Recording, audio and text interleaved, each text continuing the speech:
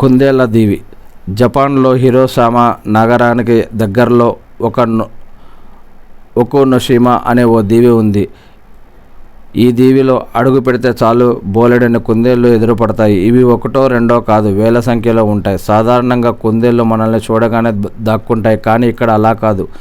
మనం గింజలు ధాన్యాలు వేస్తే గుంపులుగా గెంతుతూ మన దగ్గరికి చేరుకుంటాయి. అందుకే దీనిని రాబిట్ ఐలాండ్ అనే పేరొచ్చింది.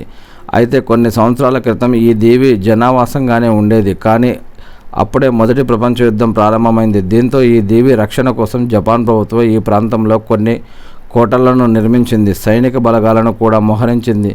యుద్ధం తర్వాత ఇక్కడున్న ప్రజల్ని ఇతర ప్రాంతాలకు తరలించి ఈ దీవిని పరిశోధన కేంద్రంగా మార్చుకుంది. ప్రయోగాల కోసం కొన్ని కుందేళ్లను తీసుకొచ్చింది. అప్పుడు అలా తీసుకొచ్చిన కుందేళ్లు ఇప్పుడు ఇలా వృద్ధి చెందాయి.